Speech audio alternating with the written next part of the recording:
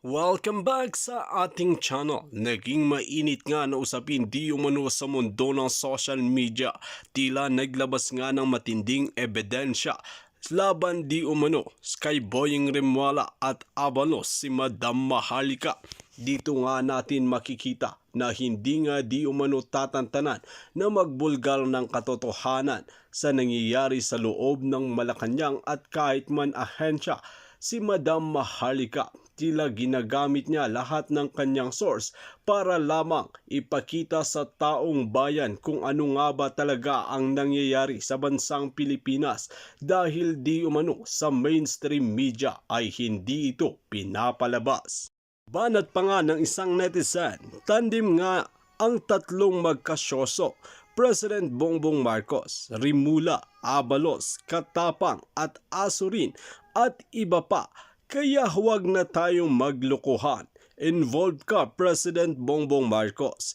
Kaya ang pinakamabuting gawin, magpa-drug test kayong mga magkakasabwat. Drug test kayo dahil mga user kayo.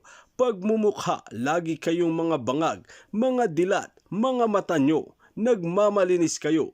Kayo itong laging nakatsongge. Mga adik, drug test is the best. Glory to God.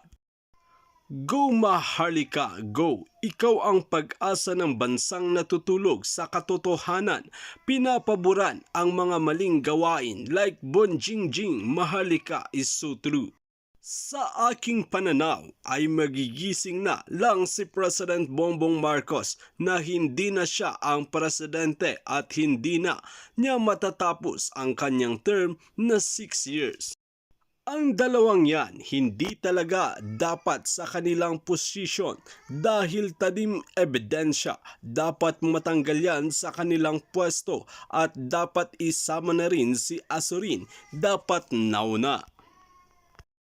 Well mga kababayan, para nga sa karagdagang impormasyon, panoorin nga natin ang buong video. At kung bago ka pa lamang sa aking channel, huwag kalimutan i-click ang subscribe button at notification bell para lagi kang updated sa ating mga bagong video. At para sa sulit viewers natin dyan, maraming salamat sa walang sawang pagsuporta. Well, upon checking mga palangga, as much as I want to avoid the Digamo and the Teves case kasi overrated na yan at obviously naman na si Benhur, okay, Benhur o Benhar at si Boyeng ay tandem diyan sa paglitis, 'di ba?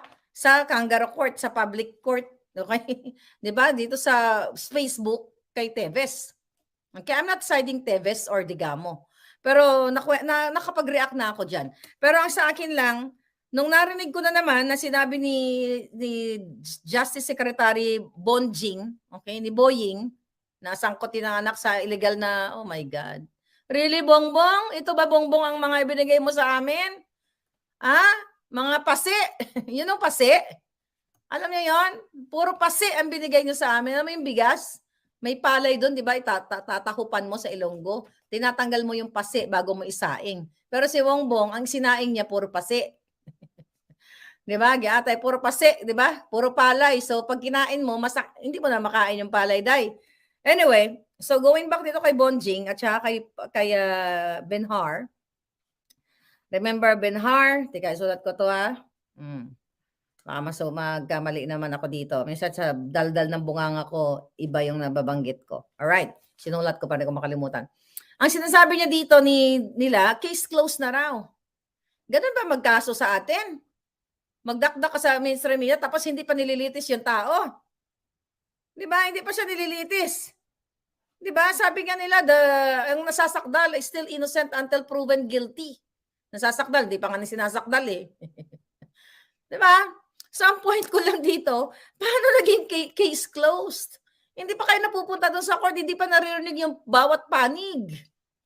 Yun lang yung sa akin. Ngayon, may malalim na may malalim na ang nabanggit sa akin ng taga Negros Oriental. Ito Karen to kasi hindi ko sinusundan to dahil nabubuwisit ako dahil sobrang grabe ang pagbibigay importansya ng gobyerno dito, mga hitad.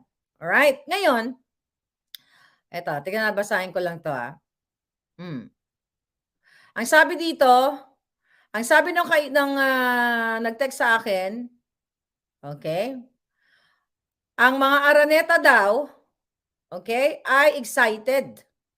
Okay, excited na magkaroon ng negosyo dun sa Negros Oriental. Alright? Anong negosyo yon? Sugar milling. Alright? Yun ang sabi sa akin. I don't know kung true ito or hindi. Pero ito ang sabi sa akin. Kaya galit na galit daw itong administrasyon ngayon through Benhar and DOJ kasi unang-una hindi sinuportahan ng mga Teves si Bongbong. Dilawan ba si Teves? I don't know. Hindi ko alam kung siya there's no more Dilawan and Pulahan kasi magkakasama na silang lahat. Pero ito daw, kaya may plano or, hanggat daw si Teves ay namamayagpag sa Negros Oriental, ay hindi daw makaka-penetrate itong business na ito and also the smuggling business. Well, pwede natin paniwalaan to kasi the fact na si Michael Ma na BFF nila at si Martin Araneta na kapatid ni Lisa nakasama doon sa intel report ni Claring na hindi niya pwedeng i-deny yan, may kopya tayo dyan, tangina. 'Di ba? Possible na ito'y dugtong-dugtong. Ito mga isyong pinag-uusapan natin, magkakadugtong to palangga. Kung totoo man ito, pero this person is very reliable actually. Itong taong ito. Ayan, galit na galit. Grabe talaga ang ginawa nila doon. Ang sa atin lang mga palangga, kung si Teves na isang congressman, okay, na kaya nilang, at may mga balisis sa kanila, may mga granada at kung ano-ano pa, di ba, nahulihan daw, ganyan, kayang tirisin ng ganito-ganito na lang, how much more ikaw palangga na nanonood? How much more ako? Di ba? Wala naman akong baril. Di ba? Alindog lang ang bit-bit ko dyan. Boobs lang. Boobs lang. Hello, Lisa. I have bigger boobs. Yung chika lang. Tapos ka po, Bernes Santo na Bernes Santo. Tapos magkakunik-kunik ito palangga. Okay?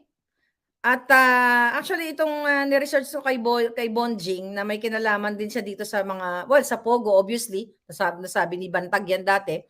At saka nasa dyaryo naman na si Bonjing ay Boying ay binenta niya yung kanyang property dito kay Kim Wong, okay? Kim Wong para patayuan ng Pogo, yung gaming. So sinearch ko itong si Kim Wong kasi very familiar yung kanyang pangalan.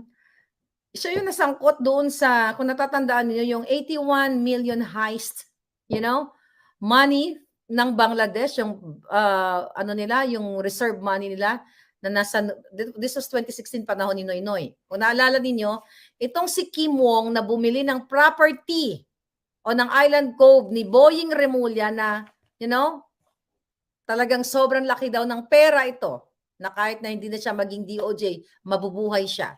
Itong bumili ng kanyang property ay very notorious pagdating sa gambling, usaping gambling. Kasi itong si Kim Wong, sinarch natin, umattend na rin ito sa mga Senate hearing at umamin siya na napunta sa kanya ang pera noong, ikukwento ko lang, hinak yung, 81 million dollars from New York bank ng mga hackers, Chinese yung hackers. Then, diniposito dito, tinransfer dito, dyan sa Pilipinas. That was 81 million. So, isa doon sa mga nakakubra ng pera, si Kim Wong. Okay? Basahin nyo na lang. Hindi ko na elaborate yun kasi hindi naman siya ang subject natin. Gusto ko lang ipalatag sa inyo na Remulla, okay, nakikipag-transact sila sa ganitong klaseng mga tao na may mga mission na in the past. Diba? So, yung 81 million na yun, na-recover yun ng Bangladesh. I think ang na-recover nila is 18 million. Imagine nyo kung gaano kabulok ang sistema. So, ako, hindi naman ako banker. So, tinanong ko sa sister ko kasi banker siya. Alright? Matagal sa banko for 30 years yata siya. Doon yata sa Tumanda. So, anyway, dito na siya ngayon. So, sabi niya, it's either kasabwat ang mga banker. Kasi hindi ka naman magpapasok ng ganong kalaking pera eh. Or dapat talaga may checking 'yun, kung ang account ba na kasi individual account ang pinusukan nung pera na 'yun, eh, papuntang Pilipinas. But anyway, ganito kung isinasalarawan natin yung bulok na ating gobyerno. What in the hell makapasok yung gano'ng kalaking pera? So it's either kasabwat yung mga kasabwat ang bangko nun o manager siguro, "O sige bigyan kita 5,000,000 i-clear mo lang," mga gano'n. But okey, hindi na ako pupunta diyan. Binibigay ko lang yung picture sa inyo kung saan galing ang pinagbentahan ni Boying Remulla sa kanyang Island Cove na ang ganda-ganda daw 'yan, eh, parang park ba 'yan?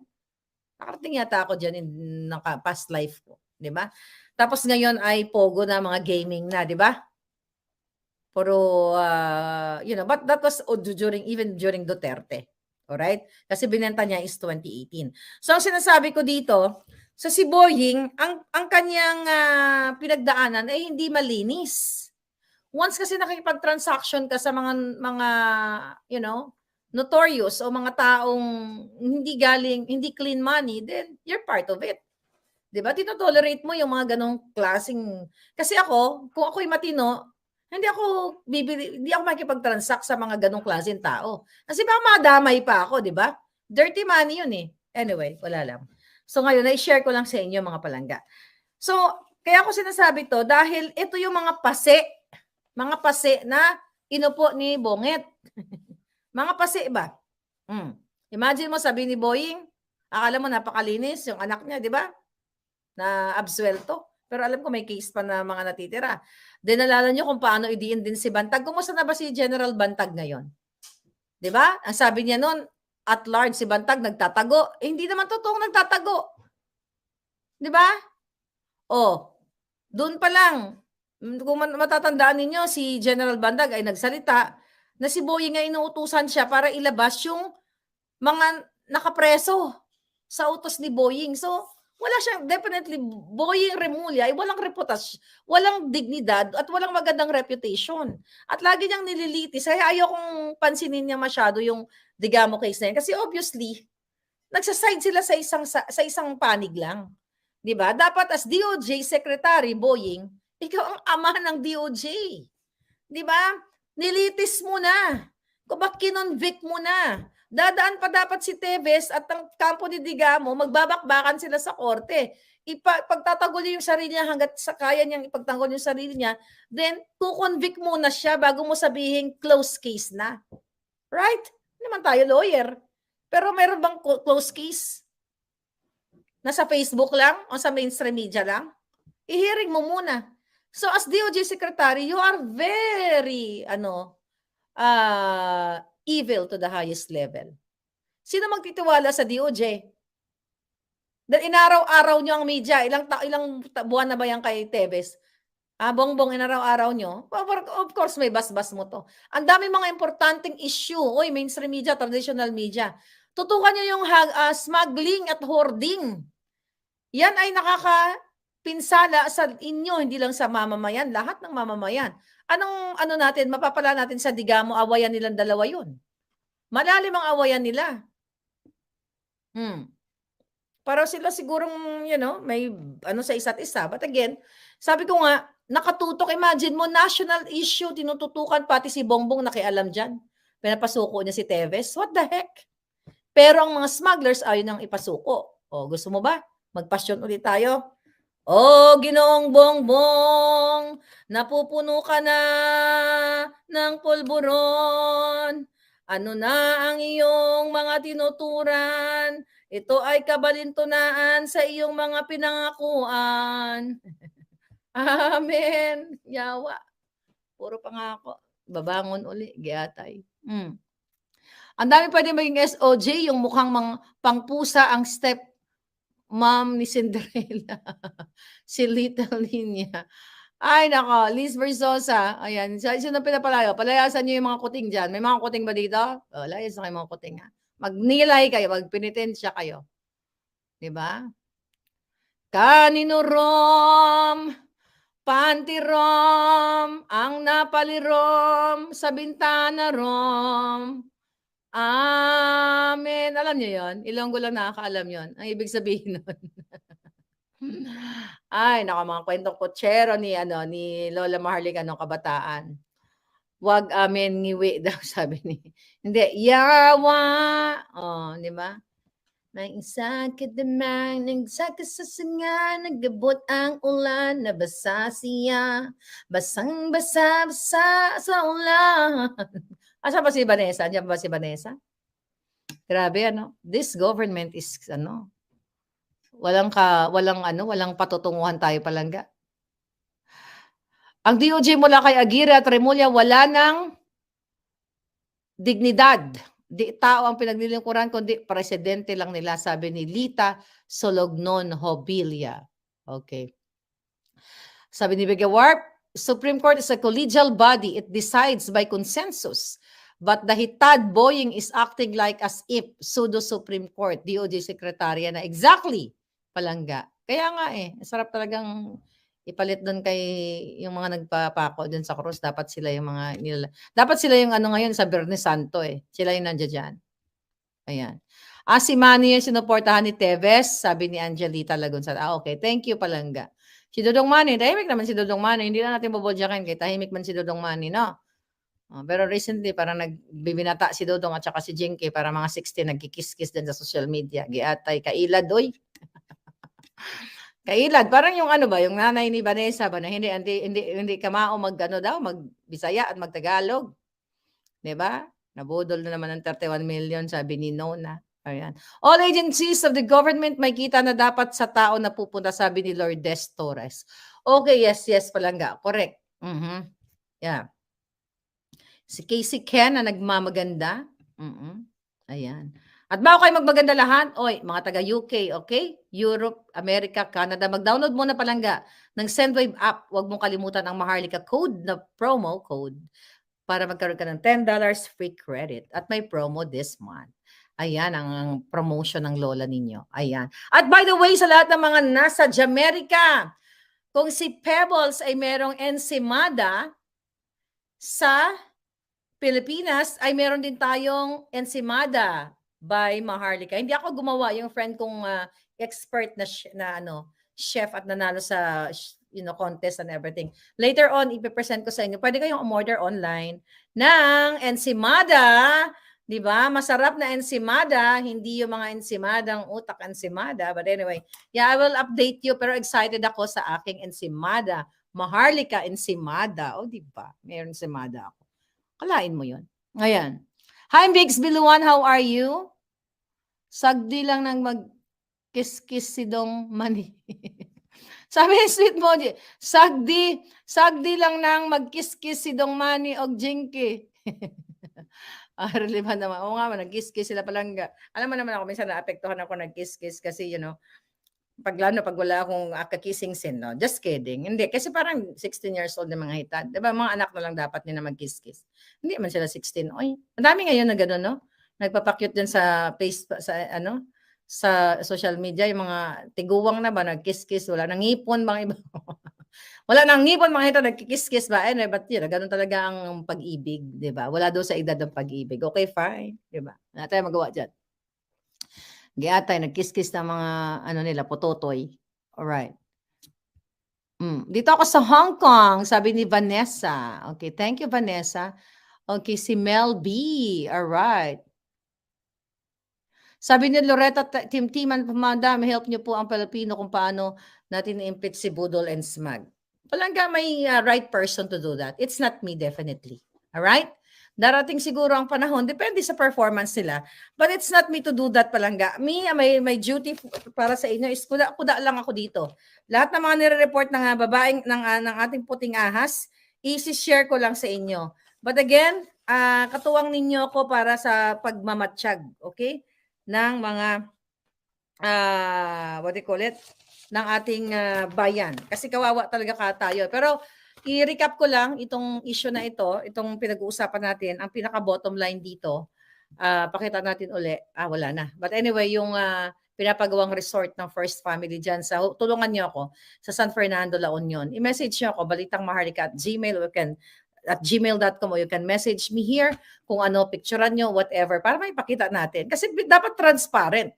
Kasi kung pera nila yan, pera nila. Pero sabi ko nga, jobless si Bongbong 6 months. Saan kuha ng pera? Sa donation? Pwede, possible. Pero kung may tumimbre sa akin na kumukolekta si Lisa sa PAGCOR at pinoprotektahan niya si Michael Ma at may pinapanalo sila sa PCSO, you connect the dots. Hindi ako magde-decide para sa iyo, Palangga. You use your senses. Di ba may kantang ganun? Si ano yata yun? Si Britney Spears. Alright. So anyway, this is your Lola Maharlika. Aba, isang oras na palang kita. Di ba? Magpenitensya muna tayo. Well, di ba? Sa atin na naman, di tayo kakain ng karne, di ba? Pero dito Thursday pa lang, Palangga. Kahit yung karne na ano, yung favorite yung karne, huwag nyo mo nang kainin. Pero it's really up to you. It's really up to you kung anong karning kainin ninyo. Basta kung mag-isda lang muna si Inday kay, you know. O kaya mag-sardinas ako, ay wala pala kaming isda. Uy, o tuyo na lang muna. Anyway, this is your Lola Maharlika from California. Mabuhay kayong lahat. Ang lola nyo, hanggang sa dulo kasama ninyo. Hanggang sa huling hininga. Okay? Dahil hindi bayad ang prinsipyo. Well mga kababayan, banat pa nga ng maraming netizen na tila wala na ngang naniniwala kay Bonjing at kay Abalos dahil sa kanilang pinagsasasabi dahil tanim ebidensya nga daw ang kanilang ginagawa at tila ginagamit nga ang social media para paniwalaan sila ng taong bayan. Dito natin makikita na tila malaki nga ang impluwensya ng social media kung napwesto na nga ang pag-uutak ng mga pulpul na mga tao na naniniwala sa paninira ng mga pulpolitiko. Well mga kababayan, ano ang inyong mga opinion? Just comment below sa ating comment section at ating pag-uusapan.